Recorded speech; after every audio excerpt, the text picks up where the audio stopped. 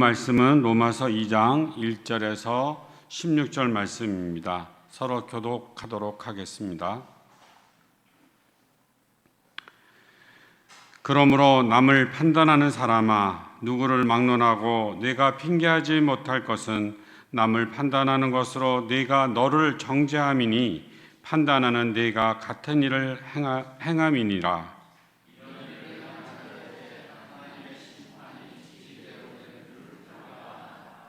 이런 일을 행하는 자를 판단하고도 같은 일을 행하는 사람아, 내가 하나님의 심판을 피할 줄로 생각하느냐?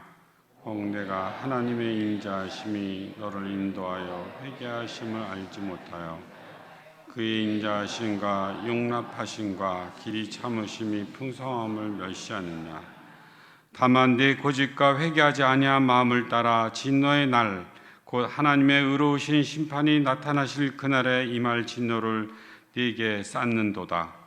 하나님께서 각 사람에게 그 행한 대로 보응하시되 참고 선을 행하여 영광과 존귀와 썩지 아니함을 구하는 자에게는 영생으로 하시고 오직 당을 지어 진리를 따르지 아니하고 불의를 따르는 자에게는 진노와 분노로 하십니다. 악을 행하는 각 사람의 영에는 환난과 공고가 있으리니 먼저는 유대인에게요 그리고 헬라인에게며 선을 행하는 각 사람에게는 영광과 존귀와 평강이 있으리니 먼저 유대인에게요 그리고 헬라인에게라. 이는 하나님께서 외모로 사람을 취하지 아니하심이라. 무릇 율법 없이 범죄한 자는 또한 율법 없이 망하고 무릇 율법이 있고 범죄한 자는 율법으로 말미암아 심판을 받으리라. 하나님 앞에선 율법을 듣는 자가 의인이 아니요 오직 율법을 행하는 자야 의롭다 하심을 얻으리니 율법 없는 이방인이 이 사람은 율법이 없어도 자기가 자기에게 율법이 되나니 이런 이들은 그 양심이 증거가 되어 그 생각들이 서로 혹은 고발하며 혹은 변명하여 그 마음에 새긴 율법의 행위를 나타내느니라. 곧 나의 복음이 이름과 같이 하나님이 예수 그리스도로 말미암아 하나님의 은밀한 것을 심판하시는 그날이라. 아멘. 김건주 목사님께서 알면서 삶으로 두 번째로 본문 말씀으로 남을 판단하는 사람아라는 제목으로 말씀해 주시겠습니다. 설교를 통해서 많은 은혜 받으시길 바랍니다.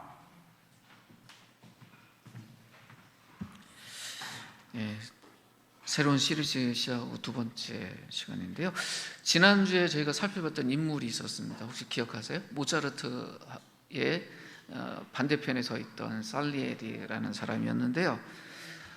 살리에리가 이렇게 기도했었어요. 그러니까 모차르트가 성공하니까 뭐라고 기도했었냐면, 오늘 그 나눠드린 이 뭐라고 말할까요? 핸드아웃 강의 안에 있는데 이렇게 기도합니다. 하나님, 모차르트처럼 저렇게 자유분방하고 부도덕한 사람을 축복해 주신다면 나는 그런 하나님은 믿지 않겠습니다.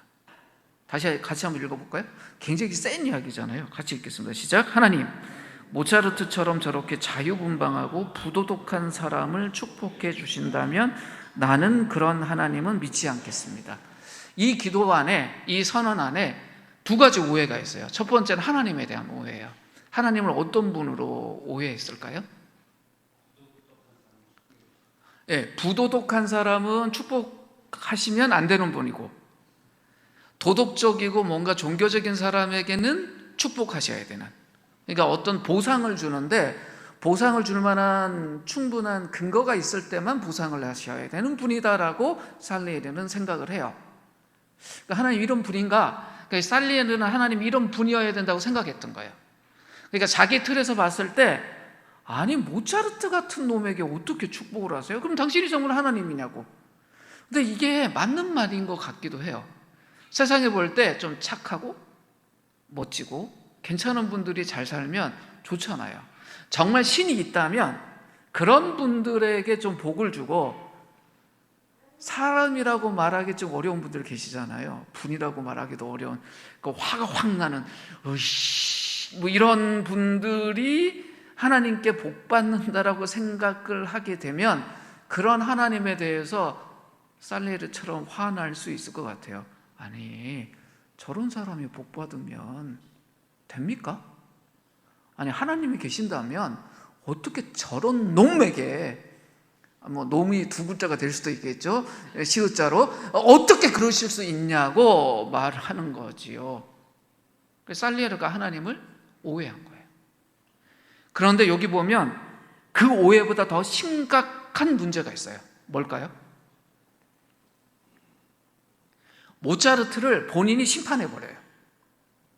어떻게요? 나쁜 놈이다. 복 받으면 안 되는 놈이다. 복 받지 말아야 된다는 말은 어떤 겁니까? 잘못된 놈이니 그의 인생은 파괴되는 것이 맞다라는 판단을 본인이 먼저 한 거예요. 그러니 모차르트의 인생이 성공으로 이루어지는 걸 보니 화가 나는 거예요. 그리고 그 성공의 원인이 하나님께 있을 거라고 생각하니 하나님에 대해서도 화가 나는 거죠. 그러니까 어떻게 선언해요? 그런 하나님은 믿지 않겠다. 이것이 남을 판단하는 사람의 오류입니다. 오늘 본문이 어떻게 시작하냐면 로마서 2장 1절 한번 볼까요? 이렇게 시작합니다. 같이 읽겠습니다. 시작. 그러므로 남을 판단하는 사람아, 이렇게 시작해요. 남을 판단하는 사람아 라고 시작을 합니다. 근데 앞에 그러므로란 말이 있죠. 근데 그러므로라는 접속사가 앞에 어떤 내용이 있고 그 내용에 연결을 하는 거잖아요. 그럼 1장에서 무슨 이야기 했냐가 중요해요. 바로 앞부분 로마서 1장 18절에서 32절에 보면 하나님을 떠나서 자기 마음대로 사는 죄인들의 모습을 쭉 나열을 했어요. 하나님을 찾지도 않고 온갖 운상 섬기고 자기 욕심 채우고 사는 삶을 쭉 나열을 했습니다. 그리고 나서 이제 2장에 그러므로라고 연결을 돼요. 근데 한번 생각을 해보세요. 로마서라는 편지가 누구에게 써진 편지죠? 로마에 있는 분들, 이렇게 그냥 대강 아시면 안 됩니다. 로마에 있는 어떤 분들이요? 예수 믿는 분, 안 믿는 분? 예수 믿는 분. 그럼 그분들이 유대인이었을까요? 이방인들이었을까요? 유대인들. 로마에 이미 회심한 유대인들을 중심으로 한 교회들에 써진 편지가 로마서예요. 로마서를 로마 교회에 들고 간 사람이 누구죠? 베베라는 이방인 그리고 여성 교회 지도자였습니다. 그분이 가서 그 바울의 서신을 들고 로마 교인들에게 읽어주는 거예요. 자, 로마서 딱 시작하자마자 1장의 이 내용들을 이 유대인 중심의 로마 교회가 들을 때 그 이야기가 자신들의 이야기라고 생각을 했을까요? 아니면 자신들이 살고 있는 그 로마의 중심에 수많은 이방인들을 생각하면서 그 말씀을 들었을까요? 후자일 거예요. 왜냐하면 매일 보는 거잖아요. 우상 섬기고 자기 욕심대로 살고 뭐 거기 보면 동성애도 있고 뭐 맨날 속이고 뭐 그냥 뒤에서 수근수근 거리고 그래서 자신들의 삶의 현장에서 늘 보던 거예요. 그 이야기 들으면서 이분들이 어떤 생각했을까요? 자기 이야기다? 아니요. 그러나 실제 삶에 있는 이야기다? 그런 사람들은 하나님의 심판을 받는 것이 당연하다라고 생각했을 거예요. 근데 로마서는 누구에게 써진 편지죠?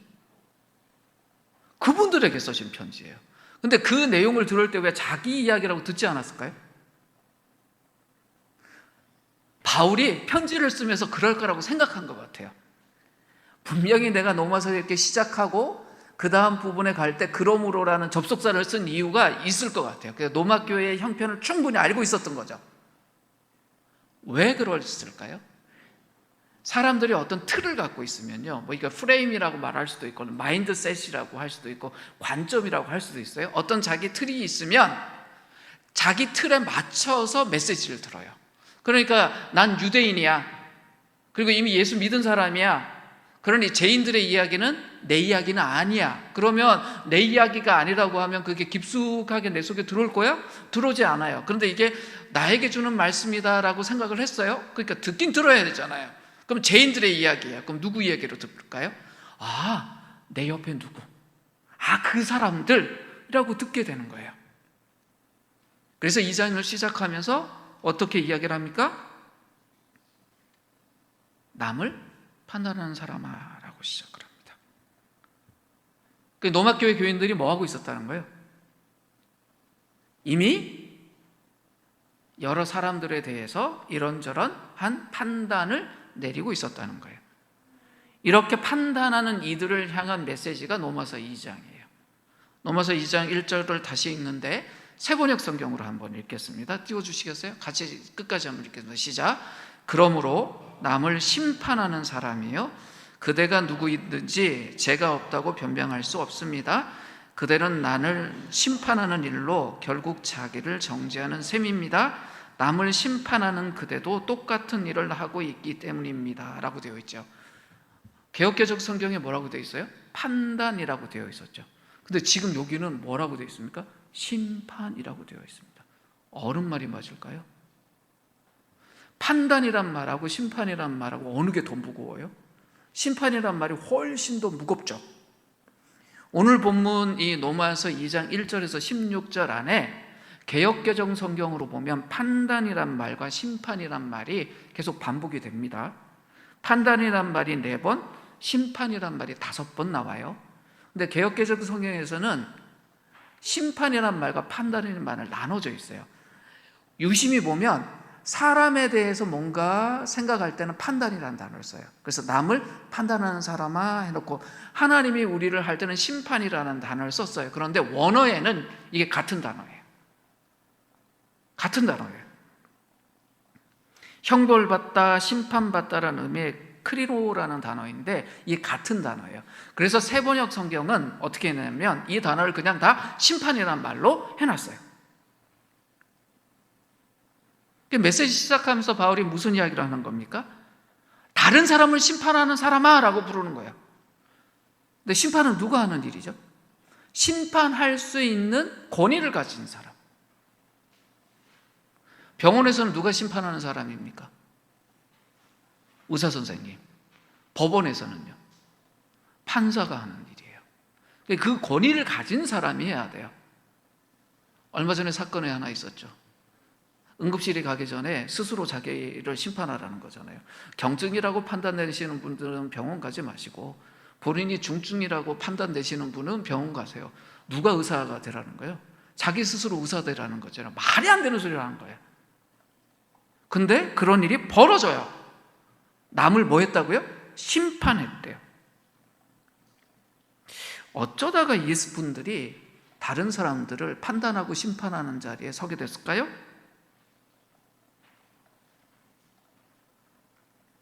이 말을 잘 보세요.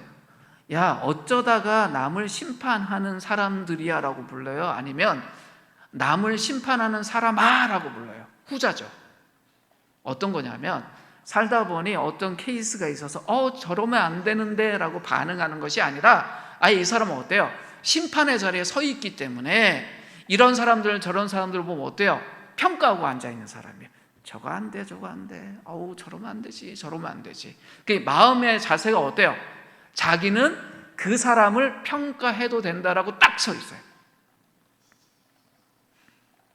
이렇게 남을 심판하는 사람이라고 불리는 사람들에게 특징이 하나 있습니다. 어떤 특징이 있냐? 똑같은 일을 자기가 할 때요, 자기에 대해서는 둔감해요. 내로남불 이야기 아시죠? 이게 뭐의 약자입니까?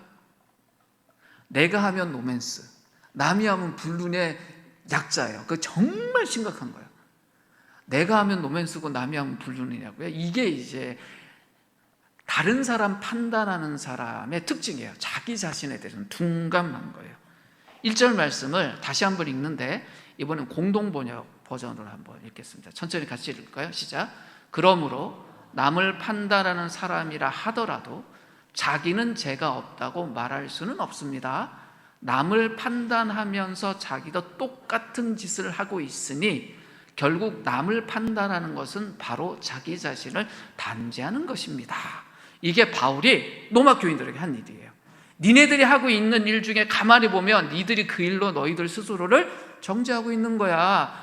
너희가 지금 판단하고 있는 그 일 똑같이 하고 있잖아 라고 이야기를 하는 거예요. 남을 심판하는 사람의 특징이 뭐냐면 다른 사람에 대해서는 예민하게 반응해요.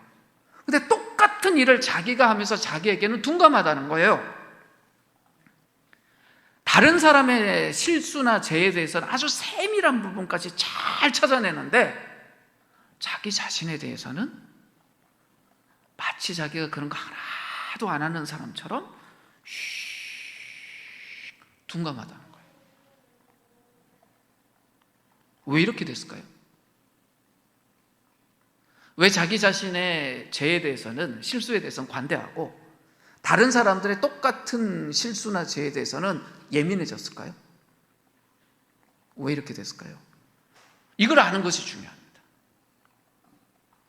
우리가 둔감하다는 말 쓰잖아요. 둔감이라는 말의 뜻이 뭡니까? 마음이 둔해졌다는 뜻이에요. 둔해질 때가 언제입니까? 마음 말고요. 우리 몸이. 두 가지 경우예요. 우리 몸이 둔해질 때가 있어요. 어떨 때 그래요? 몸에 비계가 끼면 둔해집니다. 무슨 말인지 아시죠? 그리고 몸의 어떤 특정 부분이 돌처럼 딱딱해지면 둔해집니다. 건강한 세포가 돌처럼 굳었을 때 그걸 암세포라고 부른다고 하더라고요. 그럼 정상적으로 예민하게 느껴야 되는데 느끼지 못해서 거기서 둔해진대요.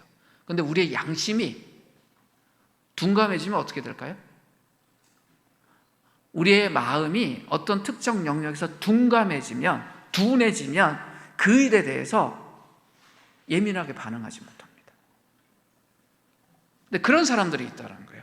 타인에 대해서는 마음이, 생각이, 어떤 기준이 예민하게 반응하는데 자기 자신에 대해서는 둔해져서 반응을 안 한다는 거예요. 성경에서는 이걸 뭐라고 말하는 줄 아세요? 화인 맞은 양심이라 그래요. 불화살을 맞았으니 그 부위가 어떻게 됐겠어요? 대였잖아요. 그러면 된 부분은 어때요? 정상적인 부분보다 어떤 통증이나 이런 것들에 대한 것들이 둔감해져 버린 거예요. 그러니까 느끼지 못한다는 거예요. 어떤 경우에 이렇게 되느냐? 유대인들 같은 경우에 유대인들이 어떤 분들이었어요? 자신들이 다른 사람들보단 훨씬 의롭다라고 생각했어요. 나 괜찮은 사람이야? 상대적으로 훨씬 당신보다 나 좋은 사람이야, 나은 사람이야 라고 생각을 하고 있었기 때문에 매사에 어떨까요? 자기 자신의 실수나 죄에 대해서는 작게 보게 되고 내 옆에 있는 다른 종류의 사람들의 실수나 죄에 대해서는 어떻게 봐요? 민감하게 보게 된 거예요. 유대인들이 어떤 사람들이에요? 선택받은 백성으로 하나님의 율법이 자신들에게 주어졌다는 걸 굉장히 자부심 있게 생각했습니다. 하나님 말씀이 주어졌다. 자부심 가져도 돼요? 안 돼요? 가져야죠. 그런데 그것이 이분들을 둔하게 만들어버렸어요. 자, 우리가 이방인들하고 달리 하나님 말씀을 받은 사람들이다? 아, 좋다. 좋은 거예요. 근데 그 말씀 지키고 사니 얼마나 좋아. 여기까지 좋은데 이방인들 봐. 하나님 말씀 받은 사람들이야? 아니야. 그러니까 하나님 말씀을 받지도 못했지? 그러니까 하나님 말씀대로 살지도 못하지? 그러니까 쟤네보다 우리가 훨씬 좋은 사람이야. 이렇게 마음이 갔어요. 그러니까 자신들이 다른 이방인들보다 하나님으로부터 복 받는 건 당연하다고 여겼어요. 그러니까 하나님 말씀을 받지도 못하고 하나님 말씀대로 살지도 못하는 이방인들이 하나님의 복 받지 않고 심판받는 건 당연하다고 생각하는 거예요. 자, 이것이 늘 마음속에 있는 유대인들, 하나님 말씀 그 율법을 지키기 위해서 애쓸까요? 애쓰지 않을까요? 정말 애썼습니다. 구약에 하나님 우리에게 주신 계명이 10개죠. 그래서 10계명이라고 부르잖아요. 하나님이 내가 10개의 계명을 주겠다라고 말 안 하셨어요. 근데 계명을 주시는 10개예요. 그러니까 우리가 10계명이라고 불러요. 그렇죠? 근데 유대인들이 이 10계명을요 잘 지키기 위해서 이걸 구분합니다. 몇 개로 구분했을까요? 자그만치 613개로. 10개를 613개로 딱 정리를 해요. 왜 그랬을까요? 잘 지키려고. 얼마나 대단한 분들입니까? 그렇게 정리한 거에 대해서 주석서도 생겨요. 쉽게 말해서 매뉴얼이 생긴 거예요. 그러다 보니까 제가 좀 있으면 구입하려고 하는데 미슈라라는 그분들의 이 생활을 위한 책이 있어요. 이게 한국말로 잘 번역돼서 나왔거든요. 이만큼 두꺼워요. 이분들이 그거를 달달달. 근데 이거보다 더 넓은 게 뭔지 아세요? 탈무드예요. 얼마나 말씀을 지키기 위해서 애썼다는 거예요. 그러니까 뭐 그것 때문에 자신들이 자부심 갖는 거 가질만해요? 아니에요. 가질만해요. 근데 이랬던 분들이 문제가 생기는 거예요. 그렇게 율법을, 하나님 말씀을 철저하게 지키려고 애쓰면 애쓸수록 부딪히는 문제가 있어요. 뭘까요? 이거 다 지키는 건 어렵네. 우리 속에 보면 좀 자유분방한 분들이 있어요. 자유로운 영혼들이 계세요. 그러니까 뭐 횡단보도도 빨간불인데 이렇게 돌아보고 차 없으면 쑥 지나가도 괜찮은 분들이 있어요. 왜냐하면 이 교통신호라는 건 서로가 편하자고 만들어 놓은 건데 이 도로에 차 하나도 안 오는데 건너가면 어때? 영국이 그래요. 근데 뭐 저처럼 유교보이, 한국 사람, 파란불이 안 되면 절대 건너가면 안 된다고 생각하는 사람 거기 딱 서 있어요. 그럼 빨간불 때 훅 지나가는 사람 보면 저 마음은 불편하잖아요. 그런데 그분들은, 그렇게 자유분방한 사람들은 그런 것들, 법규 같은 거 잘 안 지키니 법규 지키는 게 힘들다고 생각할까요? 하지 않을까요? 안 해요. 근데 저 같은 사람은 어때요? 파란불일 때 이렇게 서서 기다리고 건너가는데 어떨 때 있어요? 저 3초밖에 안 남았는데 내 뛸까 말까? 갈등해요. 야, 나 가는 중간에 빨간불으로 바뀌면 어떡하지? 건너가지 말자. 이런 생각이 저를 막 지배해요. 정말 지키려고 애쓰는 사람일수록 어떤 걸 느껴요? 이건 내가 다 지키지 못하는데? 정말 실제로 보니까 100% 못 지키는 거예요. 그러다 보니 어떤 마음이 들까요?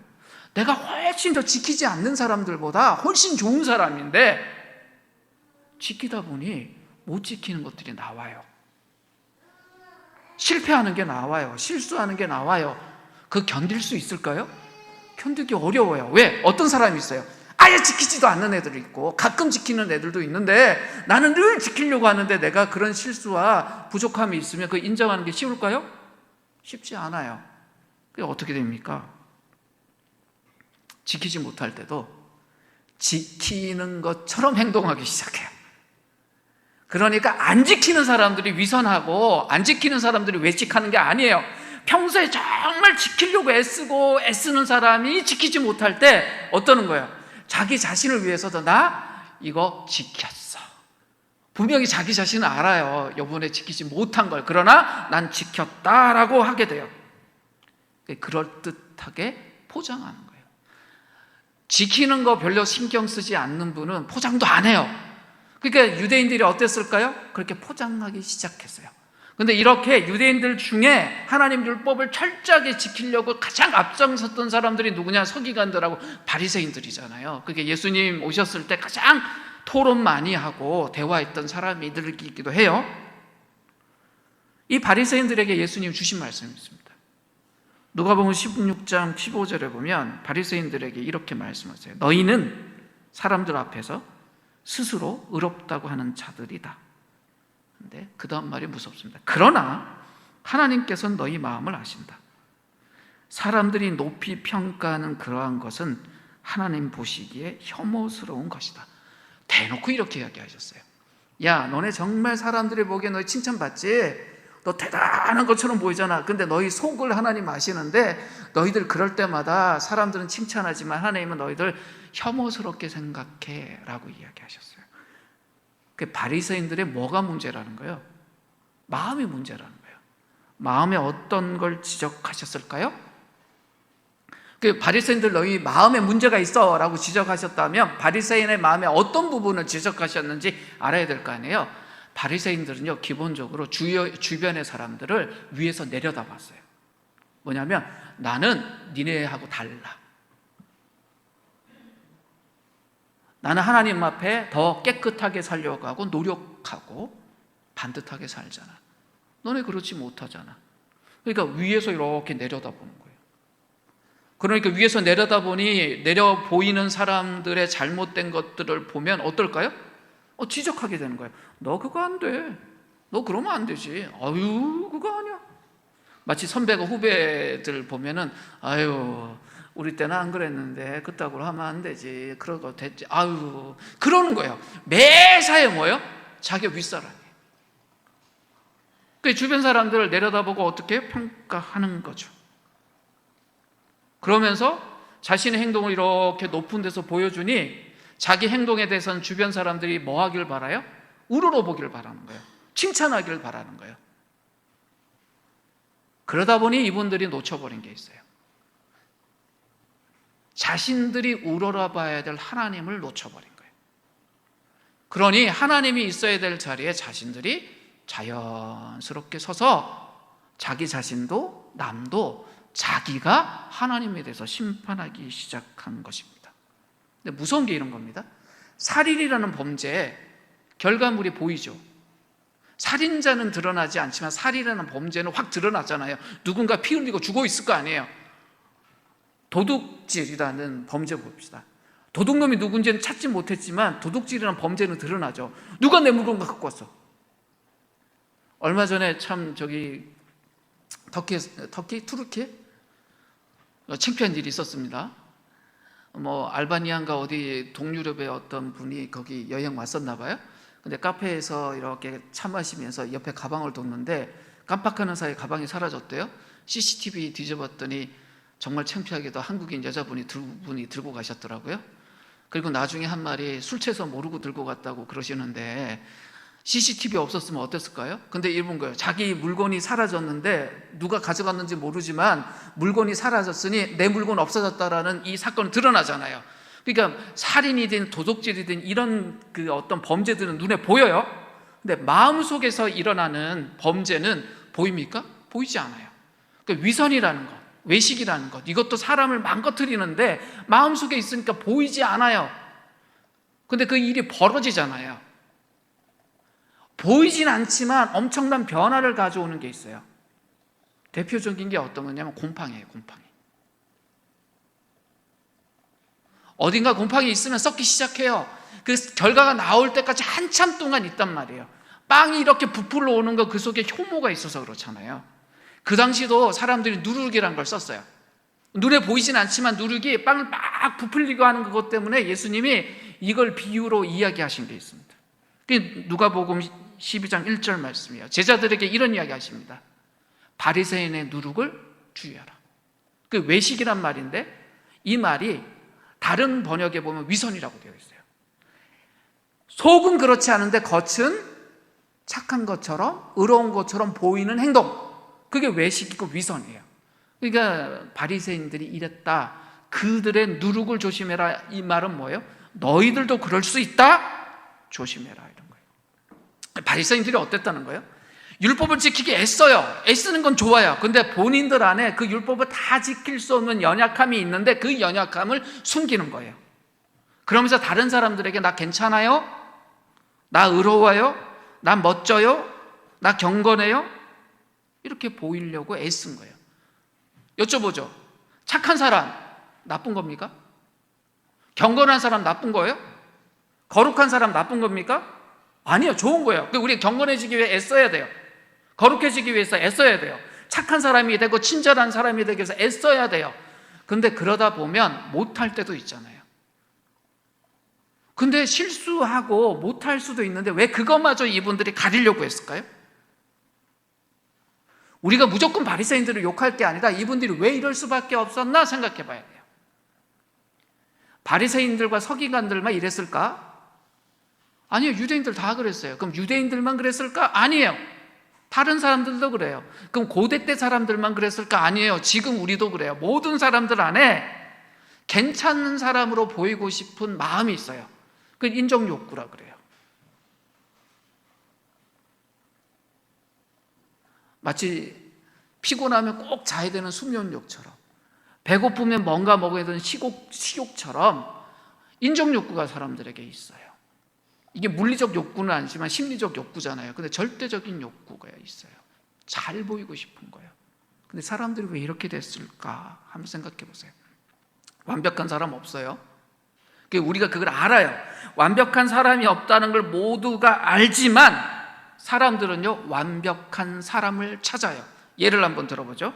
매력 있는 사람이 있다고 합시다. 여러분 상상해 보세요. 매력 있는 사람이 있어요. 어떤 사람이 매력 있는 사람일까 머릿속에 한번 떠올려 보세요. 저처럼 눈을 감으셔도 되고 눈을 뜨셔도 돼요. 그 분이 남자분이라고 생각을 해보세요. 외모가 어떨까요? 일단 저보다는 키 클 것 같아요. 요즘 같으면 180은 넘어야 될 것 같고, 얼굴은요, 저보다 얼굴이 좀 작아야 돼요. 피부는 좀 하얘야 돼요. 그래야지 좀 멋있어 보일 것 같아요. 그죠? 그리고 성격은요, 친절하고 매너는 좋아야 되고요, 목소리도 차분하고, 저처럼 이러면 안 돼요. 지적이어야 되고, 재력도 있어야 돼요. 노래도 잘해야 되고, 게다가 자기가 잘난 걸 알지만 겸손해야 돼요. 겸손을 티내는 게 아니라 정말 겸손해야 돼요. 게다가 재미까지 있어야 돼요. 그러면 와, 매력 있다. 그런 사람 우리 옆에 있다. 그럼 그 사람 옆에 굉장히 끌려서 가고 싶어요. 그냥 그 사람 옆에 앉고 싶고, 말이라도 한번 썩고 싶고, 그냥 뭐 커피를 한 잔 먹어도 그 사람 옆에 있고 싶고, 그래요. 그렇죠? 그렇게 매력적인 사람 옆에 있고 싶어 해요, 사람들이. 내가 다른 사람에게 그렇게 매력 있는 사람이면 좋겠다라는 마음도 있어요. 그런데 어느 날 그 매력적인 사람에게서 작은 실수를 하나 딱 봤다고 합시다. 어떻게 될까요? 정말 멋진 사람인데 실수를 하나 했네요. 근데 내가 생각하기에 좀 치명적인 거예요. 그럼 어떻게 될까요? 그 사람이 가진 좋은 거, 그 많은 것들은 다 안 보이고 뭐만 보이기 시작해요? 그렇게 보이기 시작해요. 그러면 그때부터 내가 가만히 있나요? 내 입이 움직이기 시작해요. 야야야야야야, 이리 와봐. 그 사람 있잖아, 그 사람 누구 그 매력적인 그 사람. 근데 왜? 세상에 그 사람이 그랬대? 그랬다고? 언제? 6년 전에. 그랬구나. 6년 전에 있었던 한 사건인데 어떻게 됩니까? 그 사람을 그저 그런 사람 혹은 나쁜 사람으로 내가 판단하게 만들어버린 이유가 돼요. 아직도 그 사람을 매력적으로 보는 사람이 있으면, 어머, 너 몰랐구나, 이리 와봐, 내가 조용히 얘기해 줄게. 그 사람이 말이야, 6년 전에 이런 일이 있었대. 이 사람이 물어요.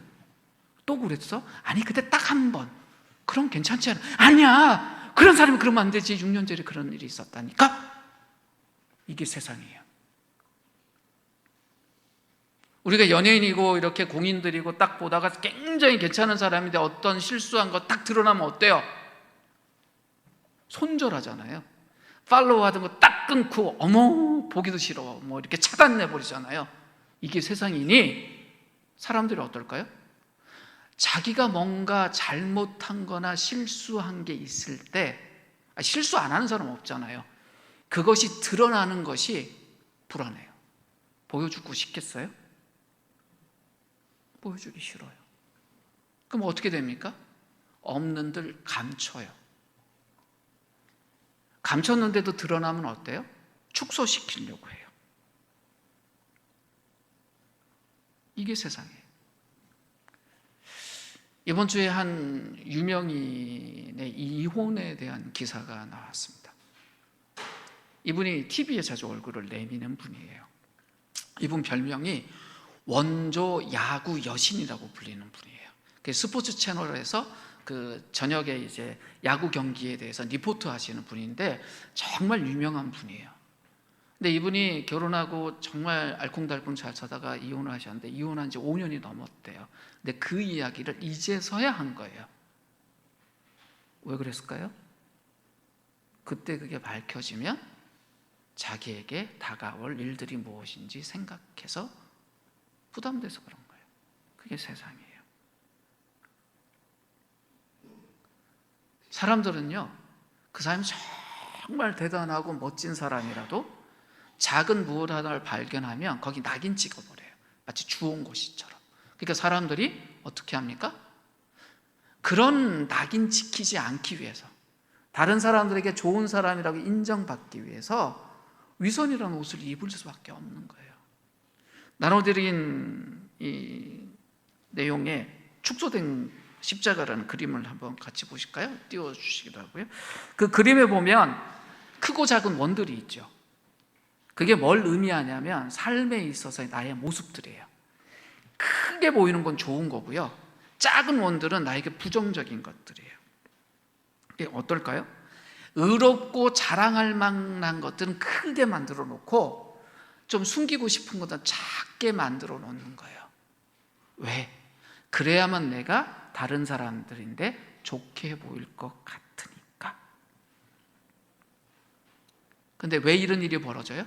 자, 이 글은 계속 보세요. 자기 자신의 의로움을 그리스도를 통해서 받는 것이 아니라 자기가 증명하려고 하니 이런 일이 벌어져요. 예수님이 점점 작아지고 자기가 커지다 보니 어떠해야 돼요?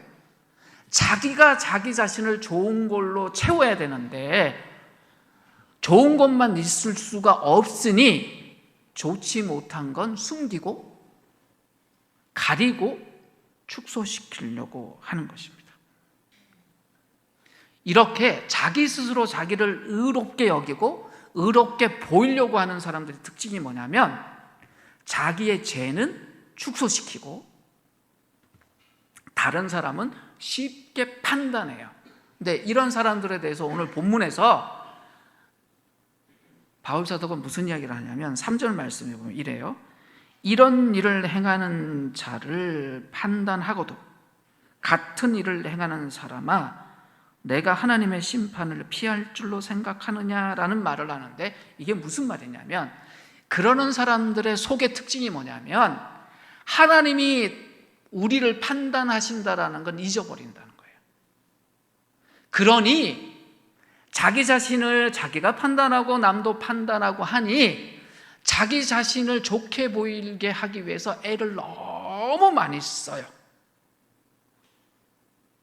스스로 의롭게 보이려고 하는 사람들이 갖는 태도가 자신의 죄를 축소하려고 하는데 6가지 태도가 있어요.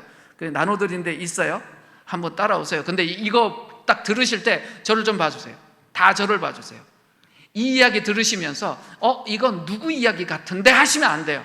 어머 이건 누군데? 이거 1번 옆에다가 누구 이렇게 쓰시면 안 돼요.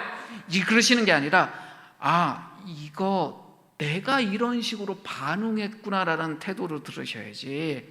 어머 1번은 김모모 2번은 최모모 이런 식으로 하시면 큰일 납니다. 자, 하나씩 보죠. 죄를 축소하려는 6가지 태도 중에 첫 번째는 방어예요. 자신의 약점이나 죄에 대한 지적을 쉽게 받아들이지 못해요. 그런 일을 당하면 일단 변명합니다. 그리고 자기가 못한 것도 있지만 잘한 것을 이야기해요. 그리고 그렇게 할 수밖에 없었던 이야기를 설명하기 시작해요. 이거 방어하는 거예요. 이렇게 되면 어떻게 되면 주변의 사람들이 나에게 뭔가 지적해 주질 못해요. 그럼 나에게 접근하질 않아요. 그러다 보면 나도 다른 사람들에게 내 삶의 어려운 부분에 대해서 말하지 못해요. 왜냐하면 어려운 부분을 이야기하다 보면 나의 부족한 부분을 이야기할 수밖에 없잖아요. 그러니까 방어적으로 되는 거예요. 두 번째, 가장하게 돼요. 현재 내 지위나 좋은 이미지를 유지하기 위해서 여러 노력을 하는데 이런 분들의 특징이 뭐냐면 다른 사람의 시선에 따라 자신의 행동이 바뀌어요. 캐릭터가 여러 개 있을 수 있어요. 이분들은 과거를 돌아보는 걸 싫어합니다. 이러다 보면 어떻게 되는 줄 아세요? 다른 사람이 저 사람의 진짜 모습이 어떤 건지 몰라요. 이럴 때도 있고 저럴 때도 있고 저럴 때도 있고 이럴 때도 있고 좋긴 좋아 보이는데 이미지가 저 사람이 진짜 뭐야. 근데 더 심각한 건 자기 자신도 자기의 참모습을 몰라요. 자꾸 가면을 쓰다 보면 이런 일이 벌어집니다. 세 번째는 숨기는 거예요. 특별히 나쁜 것을 최대한 숨기려고 합니다. 가장이란 것은 다른 사람에게 보이려는 게 목적이었잖아요. 근데 이 숨기는 것은 자신의 수치심 때문에 시작된 거예요. 그럼 이러다 보면 어떤 문제가 생기냐면 자신의 진짜 모습에 대해서는 사랑할 수가 없게 돼요. 자기의 모습이 어떠던 그 자기 자신을 사랑할 수 있어야 되는데 이렇게 은폐하고 숨기다 보면 결국에는 진짜 자기를 사랑할 수 없게 돼버려요. 네 번째, 과장합니다. 자기 자신에 대해서 과대평가하고 말해요. 근데 특별히 사람들에게 관심을 끄고 싶어서 자기에게 있었던 좋은 일도 뻥튀기 하고 자기에게 있었던 나쁜 일도 뻥튀기 해서 저 사람 그랬던 사람이야. 그게 조금 어려웠는데 이런 거죠. 손가락을 살짝 뺐는데 마치 손목에 깊은 상처가 입었던 것처럼 그걸 극복했어. 그게 발목이 살짝 삔 건데 오른쪽 다리 전체가 마비가 왔던 것처럼 느낄 만큼 그렇게 과장을 해서 사람들을 주목을 끌어버려요. 그러면 관심이 더 집중되겠죠. 그런데 결국에는 이런 과도한 관심이 그 사람에게 심한 스트레스도 주고 불안하게 만듭니다. 다섯 번째는 자신의 어떤 문제가 드러났을 때 그 문제는 자기에게 원인이 없는 것처럼 돌리기 위해서 주변의 사람이나 환경을 비난해 버립니다. 그 문제가 일어나는 건 내가 아니야, 그 상황 때문이야, 그때 있었던 누구 때문이야 라고 비난하고 돌려버려요. 왜 이럴까요? 내 탓이라고 하면 내 자부심이 무너지는 거예요. 그걸 견디지 못해요. 그리고 그 일의 원인이 나라고 인정하면 생긴 책임감이나 그런 것들이 부담스러워서 이럴 때는 어떻게 해요? 비난해버려요. 그 다음에 마지막으로 자기의 실수나 죄나 상황에 대해서 심각한 것이 아니라 누구나 그래, 별난 거 아니야 라고 하면서 가볍게 만들어 버립니다. 이렇게 되면 어떨까요? 지금 벗어나야 되는 죄, 벗어나야 되는 상황이 가볍게 돼요. 그럼 그 일은 반복됩니다. 결국에는 감당할 수 없을 만큼 심각해집니다. 예를 들면 이런 거죠. 태국 같은 데 여행 가면 거기는 대마가 음식으로 지금 나오기 시작했잖아요. 그러니까 한국 사람들 갔을 때 조심해야 되는 게, 나 한국에서 관광객이니까 내 음식엔 대마 빼줘라고 이야기를 해야 된단 말이에요. 근데 깜빡해서 대마가 들어가는 음식을 먹고 기분이 좋아진 경험을 했어요. 음식 너무 맛있는데요. 그랬더니 그 직원이 이거 대마 들어간 거예요. 그래요?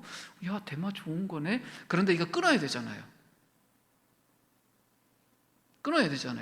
괜찮은데 다음 식당 가서 어때요? 대마 빼달란 말 안 해요. 그래서 한 2주일 그 태국 여행하면서 대마에 푹 젖었어요. 뭔 말인지 아세요? 그러니까 대마를 일부러 흡입했다는 게 아니라 그냥 자연스럽게 이렇게 노출이 됐어요. 그리고 쑥 한국 공항 들어오다가 검사해서 딱 걸렸는데, 아니 나는 대마 한 게 아니고 그냥 태국 여행 가서 있는 음식 먹은 것 뿐이에요 라고 하고 지나가는 거예요. 그래서 혹시 봐줬다고 합시다. 다시는 그러지 마세요 하고 이렇게 봐줬다고 합시다. 자, 자기 별거라고 생각 안 했죠. 한국에 누가 대마 키운다는 소식 들으면 어떨까요? 그거 국에 넣어서 먹었으면 좋겠다. 생각 들까요? 안 들까요? 들어요. 근데 TV에 어느 연예인이 대마했다는 소리가 딱 나면 저놈 나쁜 놈 이렇게 된다고요.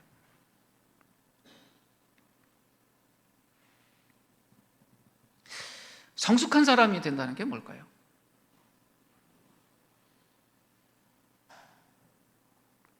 믿음이 좋은 사람이 된다는 것이 어떤 의미일까요? 복음 안에서 성장한다는 것이 어떤 의미일까요? 하나님의 관점으로 자기 자신과 타인을 보는 거예요. 내 관점이 아니라. 바리새인들의 실수, 유대인들의 실수는 자기 관점에서 자기를 판단하고 타인을 판단하는 것이었습니다. 복음 안에서 성장한다? 믿음이 성장한다? 하나님의 사람으로 성숙해진다. 그래서 인생이 가만히 있지 않고 익어간다. 그것은 하나님의 관점으로 자기 자신과 타인을 본다는 거예요. 자, 하나님의 관점을 자꾸 내 속에 가지려고 하면 하나님에 대해서 더 알아가겠죠. 그럼 어떻게 돼요? 하나님이 얼마나 멋진 분인지 더 많이 알게 될 거예요. 하나님의 그 거룩하심, 위대함에 대해서 점점 더 많이 알아가겠죠. 근데 동시에 그러다 보니 어떨까요? 나의 보잘것없음. 와, 나 정말 하나님 앞에 보니 나 이렇구나. 정말 나 이런 존재구나. 실수 덩어리고 막 그렇구나라는 걸 동시에 깨닫게 돼요. 자신의 죄인됨을 인정하는 것이 절대 쉬운 일은 아닌데, 믿음 안에서 성장하고 복음 안에서 성장해 가면 자신의 연약함, 자신의 잘못 인정하는 것이 가능해져요. 왜냐하면 성령님이 우리 속에서 일하시기 때문이에요. 이렇게 하나님의 위대하신 거룩하심을 더 크게 느껴가고 내 자신의 부족함과 이런 것들을 더 많이 발견해 가는 것이 복음의 은혜를 누리는 거예요. 지금 바울 이야기를 하는데, 바울 서신을 전체적으로 보면 서신의 연도가 뒤로 가면 뒤로 갈수록, 그러니까 초기에 바울이 쓴 편지가 아니라 바울의 인생의 끝에 쓴 편지를 가면 갈수록 바울이 자기 자신의 죄인됨을 표현하는 그 표현이 훨씬 더 커져요. 그러니까 뭐 초기에 쓴 편지에서는 저 죄인입니다 정도였으면, 이 바울이 거의 이제 그 마지막 순간에 쓴 편지가 디모데전서인데요. 디모데전서 1장 15절의 표현에서는 보인을 죄인 중에 괴수라고 말했어요. 이 얼마나 심각한 말이에요. 죄 짓는 사람들 중에 가장 나쁜 우두머리가 자기 자신이라고 말하는데, 한번 생각해 보세요.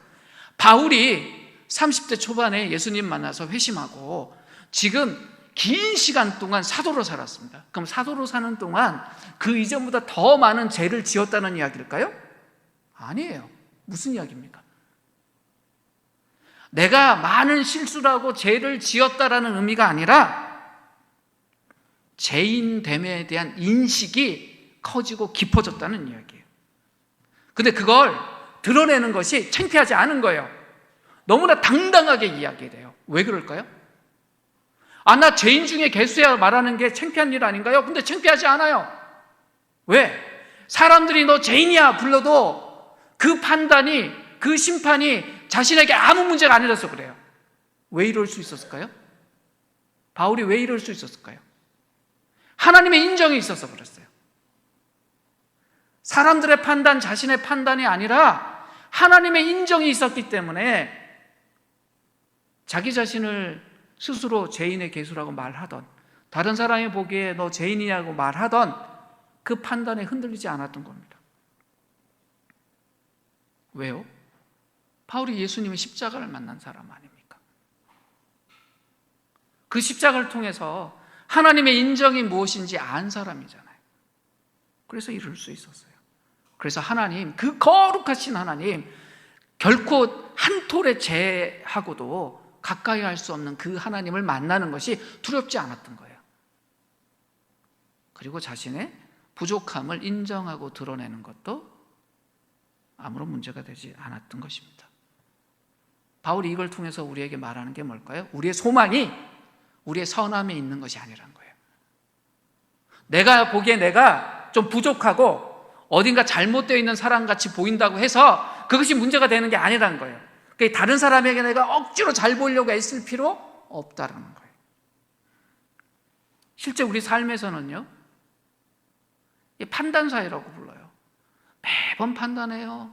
누가 SNS 올리면 좋아요 눌러줄까 말까, 이건 누르기에는 뭐해, 그래도 눌러줄까 말까, 이렇게 지금 하잖아요. 이거 다 판단이잖아요. 좋아요 눌러 말어, 눌러 말어, 판단하고 있어요. 내가 뭘 올렸을 때 사람들이 좋아요 많이 눌러준 거 있으면 그 다음에 그거 올리고 싶어요. 근데 내가 굉장히 열심히 해서 올렸는데 안 올려주면 다음번에 이거 올리지 말아야 되겠다. 이게 판단사예요. 부부 사이에도 판단하고요, 친구 사이에도 판단하고요, 다 판단하는 사회예요. 근데 이런 분위기 속에서 우리가 정말 내가 행복하게 나답게 살 수 있는 방법이 뭐냐? 십자가를 통해서 우리 자신을 보고 타인을 바라보는 것입니다. 내 존재가 사람들의 판단, 사람들의 인정, 그것 때문에 휘둘리는 것이 아니라 십자가를 통해서 나를 보는 거예요. 하나님 나를 어떤 분으로 지금 여기고 있지? 그러려면 하나님 만나야죠. 십자가를 묵상해야죠. 삶 속에서 하나님이 점점 커가야죠. 마지막 그림 하나를 보죠. 확장된 십자가 보세요. 초기보다 점점 뒤로 갈수록 십자가가 커져요. 내 속에 하나님의 자리가 점점 커져요. 근데 그건 그저 하나님의 자리가 커지는 것이 아니라 내 인생이 커지는 거예요. 내 인생이 풍성한 열매를 맺는 거예요. 주변 사람들의 평가나 내 자신의 실수 때문에 내 인생이 흔들리는 것이 아니라 하나님 때문에 내 인생이 풍성한 열매를 맺고 커지는 거예요. 십자가에서 어떤 일이 벌어졌습니까? 심판의 자리에서 우리가 인정의 자리로 옮겨졌습니다. 죄인의 자리에서 의인의 자리로 옮겨졌습니다. 하나님의 자녀의 자리에 우리가 입양되었습니다. 하나님이 우리를 아들이라 딸이라고 부르세요. 우리의 신분이 바뀌었어요. 그걸 날마다 묵상하는 것이 얼마나 중요할까. 그 십자가를 통해서 내 자신을 보고 그 십자가를 통해서 타인을 보는 거죠. 내 눈이 그 사람을 판단하려고 할 때 십자가를 통과해서 그를 보면 어떨까요? 그 사람의 부족함이 보일 때, 주님이 십자가를 통해서 우리를 볼 때, 우리의 부족함이 보일 때 우리를 판단하십니까? 우리를 궁일이 여기십니까? 우리를 궁일이 여기시고 붙잡아 주세요. 그 연약함을 채우세요. 그런데 우리가 서로 십자가를 통해서 서로를 본다면 어떻게 될까요? 그 사람의 연약함을 봐야죠. 근데 판단하는 것이 아니라 궁일의 눈으로 보고 서로가 그 궁일의 서로를 붙잡게 된다면 그것이 천국이에요. 부족함을 보지 말라는 것이 아니에요. 우리는 서로의 연약함을 봐야 되는 사람이에요. 그것 때문에 공동체로 있어요. 그러나 심판하는 자리가 아니라 궁율의 자리, 인정의 자리, 그것이 천국이에요. 그래서 우리에게 그리스도의 십자가가 삶의 모든 순간에 필요한 것입니다. 내 자신을 바라볼 때도 그렇고, 형제 자매를 바라볼 때도 그렇고, 세상을 바라볼 때도 그렇습니다. 지난 한 주간 삶 속에서 내 자신을 바라볼 때 십자가가 얼마나 내 속에 있었는지 떠올려 보십시오. 내 삶의 여정에서 귀한 사람들을 만날 때, 그들을 바라볼 때 십자가의 크기가 얼마나 있는지 한번 살펴보십시오. 그리고 이 시간 주님이 이야기합니다. 실수했니? 괜찮다. 성공했니? 참 잘했다. 근데 성공한 것 때문에 우쭐했니? 그러지 마라. 괜찮다. 주님 그렇게 이야기하실 겁니다. 우리 인생이 성장하려면 우리가 십자가를 먹어야 됩니다. 그래야 우리 인생이 열매를 맺습니다.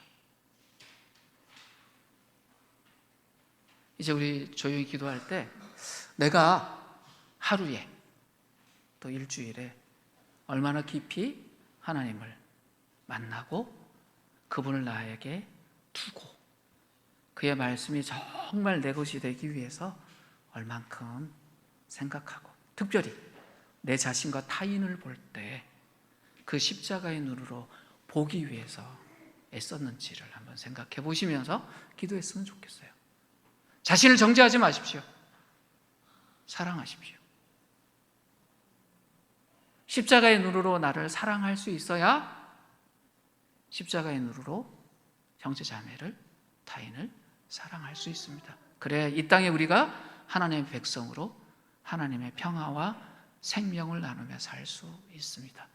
우리 개인이, 우리 공동체가 그렇게 십자가의 사람으로 또 하나님의 평화와 생명의 사람으로 서기를 원합니다. 함께 기도하겠습니다.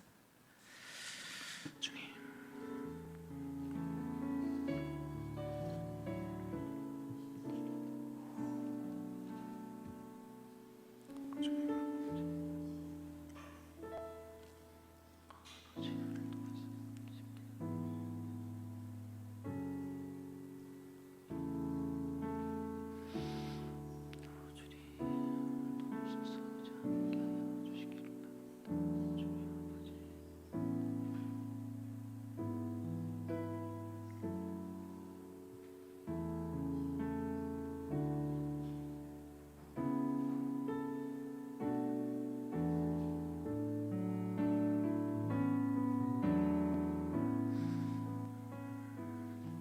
하나님, 우리 안에 하나님의 자리가 날마다 더 커지기를 원합니다. 그 앞에서 우리의 연약하고 부족한 모습이 더 넓게 깊이 드러날지라도 그 하나님의 긍휼하심, 사랑하심, 그 거룩하심 때문에 우리가 더 새롭게 되고 온전히 되며 깊은 하나님의 사랑 안으로 걸어 들어갈 수 있음을 우리가 기억하고 우리 삶에 적용하기를 원합니다. 날마다 십자가의 그 놀라운 사랑의 눈으로, 그 긍휼의 눈으로 우리 자신과 타인을 바라보며 하나님의 생명과 평화를 이루며 사는 우리 모두가 되게 하여 주시옵소서. 예수님의 이름으로 기도드립니다.